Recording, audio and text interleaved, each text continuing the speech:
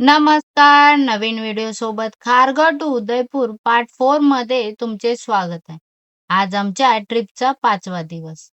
सकाळी नाश्ता करून आम्ही निघालो आहोत उदयपूरमधील अजून काही गोष्टी एक्सप्लोर करण्यासाठी. त्यातील आज आमचे पहिले ठिकाण आहे बाहुबली हिल. गुगल मॅपच्या साहाय्याने तसे आम्ही बाहुबली हिलच्या पायथ्यापाशी पोहोचलो.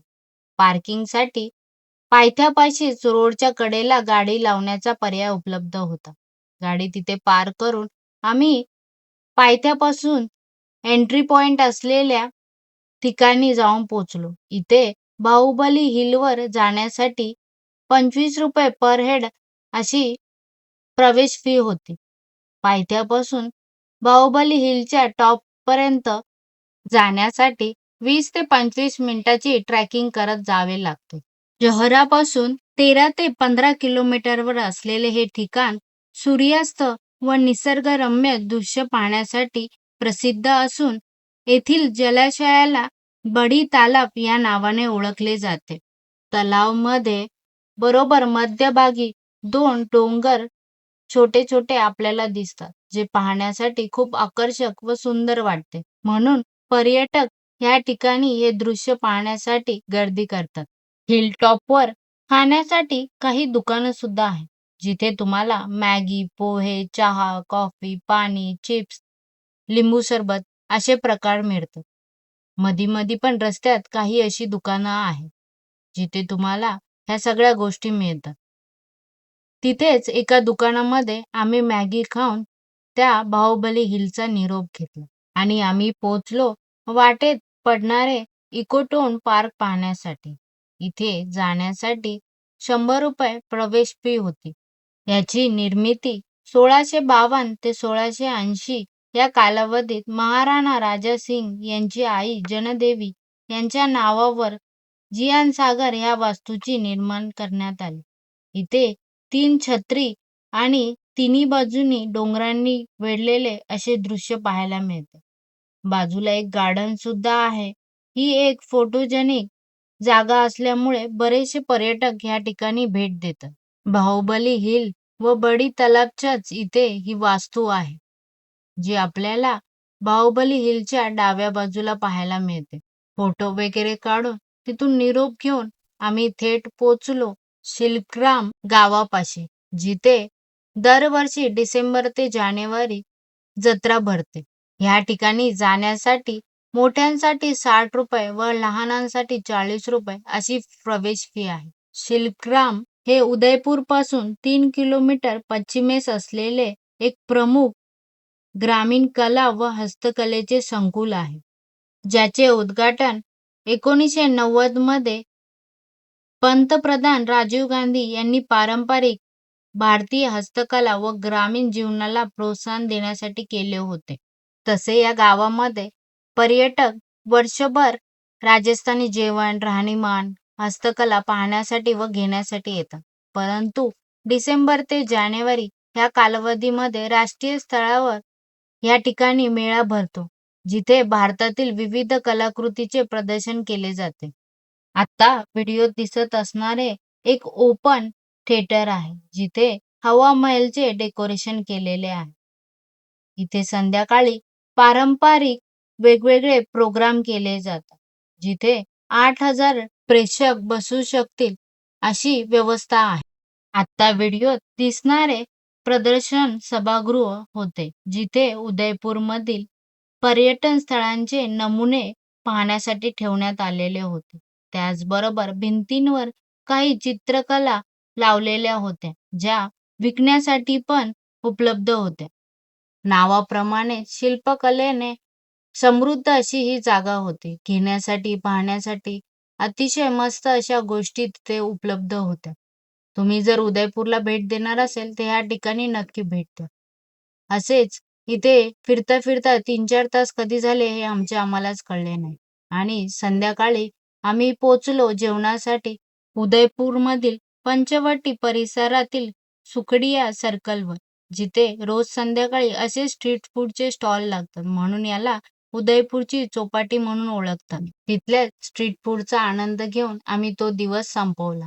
आणि दुसऱ्या दिवशी सकाळी नाश्ता करून आम्ही निघालो कुंभलगडच्या दिशेने. उदयपूरपासून कुंभलगड हे डिस्टन्स 85 किलोमीटर असे आहे. जिथे पोहोचण्यासाठी तुम्हाला 2 तास लागतात उदयपूरवरून. आजची रात्र आम्ही कुंभलगड मध्येच राहणार होतो. कुंभलगडच्याच पायथ्याशी असलेल्या एका हॉटेलमध्ये आम्ही आमचे रिझर्वेशन केले होते 1 नाईटसाठी. चला तर, तुम्हाला कोणते हॉटेल आहे व हॉटेल कसे आहे ते तुम्हाला दाखवते. फायनली 2 तासाच्या प्रवासानंतर आम्ही हॉटेलमध्ये पोहोचलो. पार्किंगमध्ये गाडी लावून सामान उतरून रिसेप्शनमध्ये चेकिंगसाठी गेलो.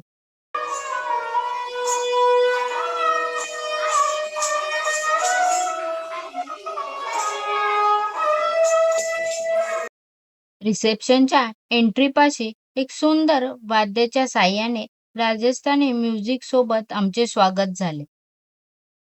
त्यानंतर चेकिंगची फॉर्मॅलिटी करून रूम लोकेट होईपर्यंत आम्ही रिसेप्शनमध्ये बसलो होतो. तोपर्यंत मी तुम्हाला दाखवते रिसेप्शनमध्ये काय काय आहे. रिसेप्शनमध्ये एक शॉपिंगसाठी दुकान सुद्धा होते, जिथे तुम्ही राजस्थानी कपडे व ज्वेलरी घेऊ शकत होते. तेवढ्यात आम्हाला त्यांनी वेलकम ड्रिंक आणून दिली.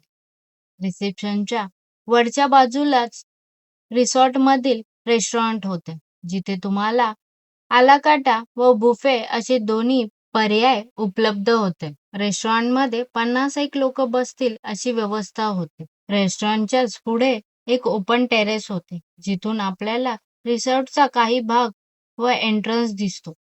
थोड्याच वेळात आम्हाला आमचा रूम देण्यात आला. हे रिसॉर्ट 12 एकरमध्ये पसरलेले असून रिसॉर्टमध्ये वेगवेगळ्या टाईपचे बरेचसे रूम अवेलेबल आहे. त्यातील टेंट युनिट आम्ही आजच्यासाठी बुक केले होते. तसे ह्या रिसॉर्टचे नाव क्लब महेंद्र कुंभलगड असे आहे, जे कुंभलगडच्या पायथ्याशी आहे. चला आता रूम कसा आहे ते पाहू.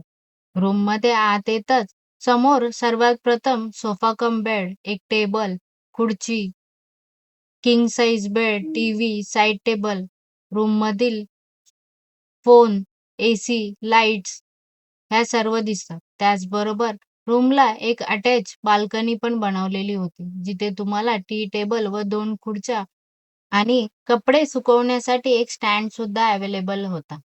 रूममधील वॉशरूम हे रूमच्या सुरुवातीलाच डाव्या बाजूला होते. तिथे एक कपाट आणि समोर ड्रेसिंग टेबल सुद्धा होता. समोर वेस्टर्न टॉयलेट होते. टॉयलेट बाथरूम हे वेगवेगळे डिवायडेड होते. बाथरूममध्ये टॉवेल व बाकी सर्व एक्सेसरी प्रोव्हाइड केलेल्या होत्या. बाहेर असलेल्या कपाटामध्ये टी मेकर आणि एक्स्ट्रा चादर प्रोव्हाइड केलेली तिथे होती. चला आता रिसॉर्ट कसे आहे ते तुम्हाला दाखवते. टेंट रूमच्या बाहेर पाणी जाईल असे पाटासारखे काहीतरी स्ट्रक्चर होतं. तिथून पावसाळ्यात पाणी वाहते टेंट रूम समोरून असे आम्हाला सांगण्यात आले.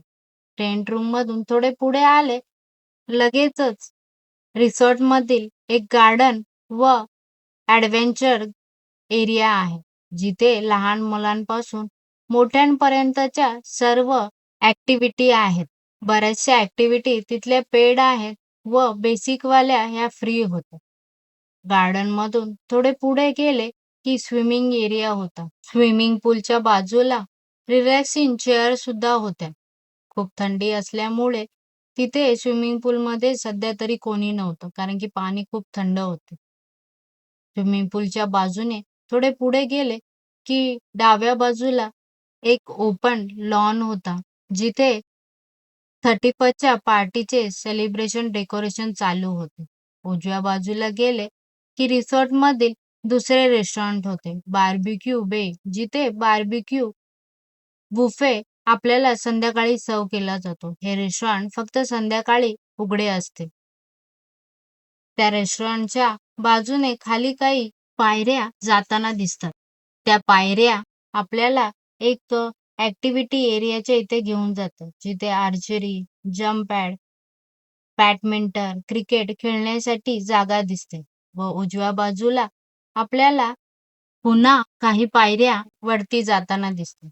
पायऱ्या चढून वरती गेले की वरच्या बाजूला हॅपी क्लब व इनडोअर गेमची जागा दिसते.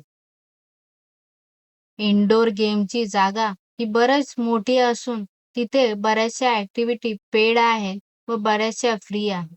लहानांपासून मोठ्यांपर्यंतच्या सर्व ऍक्टिव्हिटी इथे अवेलेबल आहेत. त्याचबरोबर संध्याकाळी रोज 7 वाजता काहीतरी प्रोग्राम रिसॉर्टवाल्यांद्वारे इथे अरेंज केले जातात. हॅपी क्लबच्या बाजूला रिसॉर्टमधील स्पा पर्याय उपलब्ध आहे, जिथे तुम्ही बुकिंग करून स्पाचा आनंद घेऊ शकता. त्याच्या समोरच क्ले पासून बनवलेल्या वेगवेगळ्या वस्तू विकण्यासाठी व तुम्हाला ट्रायलसाठी बनवण्यासाठी पण उपलब्ध होते. त्याच्या समोर जिमचा पण पर्याय उपलब्ध होता. रिसॉर्ट एक्सप्लोअर करता करता बऱ्याचशा ऍक्टिव्हिटींचा आनंद घेत संध्याकाळ कधी झाले कळलेच नाही. संध्याकाळी बुफेचा आनंद घेऊन आम्ही तो दिवस संपवला. आजच्या व्हिडिओमध्ये एवढेच. पुन्हा भेटूया नवीन व्हिडिओ सोबत. तोपर्यंत स्वस्त राहा, मस्त राहा. धन्यवाद.